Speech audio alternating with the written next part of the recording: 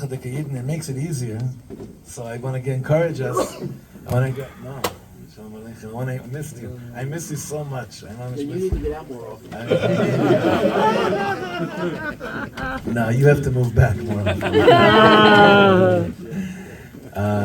Also, it feels like this masad, this journey towards real something. You keep on meeting the most gorgeous neshamas and families that Hashem said, I'm plucking you, you're done with galut, come here, and they're surrounded.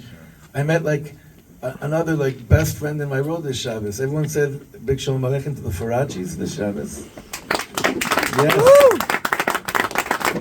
It's unbelievable. It's really unbelievable. So listen to this. This is just imagine that Aaron Karlin is saying this, not me. Okay? Try and imagine Aaron, not the first one, the second one, the grandson. Aaron Karliner. And he said like this. He's the grandson of the one that said, oh yeah, my yeah. You can hear that nigun, and now hear the story. In Karlin, in the town of Karlin, there was a miserable, rich, loaded, filthy rich misnagid. Okay? Miserable, filthy rich, and not so much into the Baal Shem Tov, okay? And he was miserable. Across Mamish, either it's across the street or next door to him, was a Porsche Bapor, a Nebuch Popper, that was Besimcha, and then he was a Chassid. And it drove the rich man crazy that this neighbor of his was always Besimcha. And every Friday night, when he's busy throwing dishes at his children so that they mizares the seuda, whenever he's hearing smiras by his neighbor, and it drove him nuts. I have everything, and I'm miserable. He has nothing, and he's so b'simcha. Drives me crazy. But the night that he was most nervous about was Sukkot, because their sukkahs would be outside next to each other, and they'd hear this mamish face to face. So what did he do? Everyone knew their parnasa in that town, and Karlin depended on him. So he went to all the stores that would possibly sell wood, or sell however they made sukkahs. And he said, to him, you're not selling a sukkah, no matter what. If you do, we're done with business. Because to think of having to hear the nigun of this chassid, right next to him, Sukkot night was for him worse than anything that he could imagine. Baruch Hashem, we have no idea what that's like. But apparently it existed. The chassid is looking, Erev Sukkot, when Motzei Yom Kippur, store to store to store to store, and he's not, he can't find anyone to sell him a sukkah. And he realizes, something's fishy here. Something's going on here. It must be that my shachen, my neighbor, made sure that no one would sell me sukkah. So he says, what is he going to do? So here there's two versions of the stories. I heard Rebbe Shlomo say each version. So I'll just say the one that I like more. So he said like this. He says, what is he gonna do? So he finds himself walking down the street near the cemetery in Karlin. And basically, the Malach HaMavis was taking a walk down the street too. The angel of, I don't want to say the word, I already said it in Hebrew, I don't want to say it again. The angel of not so much life was strolling down the street in Karlin. And he bumps into this Yid, to this Simchat HaChug Yid, and he says, and the Simchat HaChug Yid says, what you talking about, Willis? What are you doing here? What are you doing here? What are you doing here? So he says, I'm here on a shlichus. I have a strong mission tonight. What? I have to go and kill your neighbor for what he did to you. So this Yid, this chassid said, you don't have to kill him. He's dead. He's just walking bones. He doesn't have any life in him whatsoever at all. He's gurnished mit gurnished. He's nothing. He's nobody. You don't have to kill him. Trust me. You don't have to kill him. So listen to this, Gewalt. So the Malach HaMavis says, so what could I do? What should I do? So this Karlin, the chassid is like, to tell you the truth, I don't have any we're here by the cemetery. You probably feel at home here, but I don't. It's very weird, but I knew that there's only one place that I could possibly get a sukkah. Back then, you know, today when the tombstones, we have tombstones, and then it says on the top of each tombstone, Pei Nun. It doesn't mean, it's not a pan, if you know what that means. It's not a pidyon nefesh. Pei Nun stands for Po Nitman. Here rests, and then you fill in the rest, right? Po Nitman, and then you fill in the rest. So there's tons of these, they prepare it there in the cemetery. For those that can't afford a real tombstone, they prepared all these planks, all these pieces of wood that said Pon Nitman, and there was a pile of it. Malach HaMavet says, this one's on me, free of charge. Take all the planks that you need and build a sukkah. Can't believe it, it's the day before Sukkot. He was able to build the biggest sukkah. But the thing is, you realize it's like half tombstone. Basically, his sukkah is all these different planks that say on it, Po Nitman. Po Nitman. Mamish, Po Nitman, yes. Here rests, here is the chassid, right? And suddenly, the neighbor is sitting in his sukkah and he saw this simple. He's like, this year, none of that simcha in my face, right?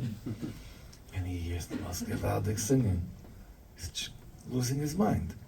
He goes outside of his sukkah, and he sees a sukkah made out of tombstones. And the chassid sitting inside, little tiny piece of challah, maybe like one leftover piece of herring from second day Rosh Hashanah, who knows what he had, right? And he is just so beside himself. I can't believe this, what happened? He says, listen to me. I want to tell you what happened. You were supposed to be taken out of here tonight. But I told the Malach HaMavet that you're already dead. You're walking around. You're not even alive. And at that moment, you know, you have these moments like, what am I doing here moments? At that moment, the Misnagid just, his heart cracked wide open. He's like, how did I reach this low that I have everything in the world? I have all my future trips planned to Bermuda, to wherever I need to get to. I have nothing lacking in my house. I am married, I have children, I know how to learn, and I'm so bitter. How could this be? So, he turned to the chassid, he said, what should I do? He said, well, right now, I know what we should do. Right now, we have to sing together a nigun in my sukkah, Ad Lev HaShamayim, until the gates open up for you to find a way to believe in your own innermost nekuda, which has to be simcha. And then, after Yontif, you and I are going to go to my Rebbe. You need a soul master. You have to go and meet Rebbe Aaron Karliner. You have to go and meet Rebbe Aaron Karlin. Your heart's now ready to hear words from someone that's pashut me'od, in Malach Hashem Tzvokos. The end of the story is that this Misnagid he didn't lose all his money. The end of the story, I don't even know what happened to his money. But I do know one thing, he became one of the top Karliner Chassidim. This year took him to Rebbe Aaron Karliner, he became one of the top Karliner Chassidim. And it's a Zman Simchasenu story, it's a Chag HaSukkot story, but it's really an everyday in our life story. Everyday in our life story. You know, sometimes you see people, you're so jealous of them, you know, they're driving a car that's basically like a Pon Nitman kind of car, you know what I mean? It's basically like the car looks like a funeral service, and the home looks like, you know, it's not so much in our neighborhood, but it does exist outside of the Efratian borders, that is, you know, and you're wondering like, Ma ta sameach? Ma ta smah? What are you so happy about over there? And they can look at you in the eye and say, I have everything that I need. I have everything that I need. That brings the most simcha in the world. Rabbeinu HaKadosh, Rabbi Nachman ben Feges Chesed Yelenu always does this. Yiddishkeit starts the moment that you realize that everything you need to be in Eved Hashem, you have. When I take that into account, and I really open my heart to it, boom, Yiddishkeit begins. A personal relationship with the Rebbeinu Shalom begins. It starts right there. So I want to give us all a bracha, schus of Moshe Rabbeinu, Raya Mehemna, the Ushpizin of tonight, and the Tzaddik Yisod Eilam Rabbeinu Nachman ben Feges Chus Yagen Aleinu, and in the schus of the Chaylim HaKadoshim, that it should be crystal clear to us, everything that we need in order to be Avdei Hashem, we already have. Now it's just a shaila of how much I use it, how properly I use it. All the inspiration that we need in order to be good, we have it. Gushing with inspiration. Everywhere we look, we already have it. Now the whole shaila is, what do I do with it? And the bracha we say, the Yiratzon that we'll say Hoshana Rabbah, towards the end of Hoshana Rabbah, when we're leaving the Sukkah, we say the Yiratzon, and we beg the Ribbon Shalom, the Seitiv Lanu HaChasima, we say it also in the Ilah, but we also say it when we leave the Sukkah, and at least in my Yiratzon, that the ceiling should be good with us. We should feel good with how our lives have been inscribed this year. If I could believe that everything that I need in order to be an Eved Hashem, I already have, that's a pretty good inscription. That's a pretty good inscription. If we have that, we have everything in the world. So I guess we have everything in the world because we have that. We're pushed to have it. Now it's just a shaila, like we say in that same Yehiratzon, and I want to take this sukkah with me into the year. I want to take these oros, this sitting down, Motzei Shabbos, Ushpizin of Moshe Rabbeinu.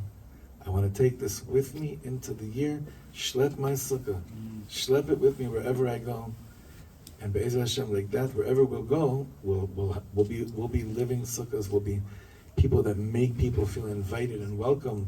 Ha'peiris sukkah shalom aleinu v'al kol amo YISRAEL v'al Yerushalayim. Amen.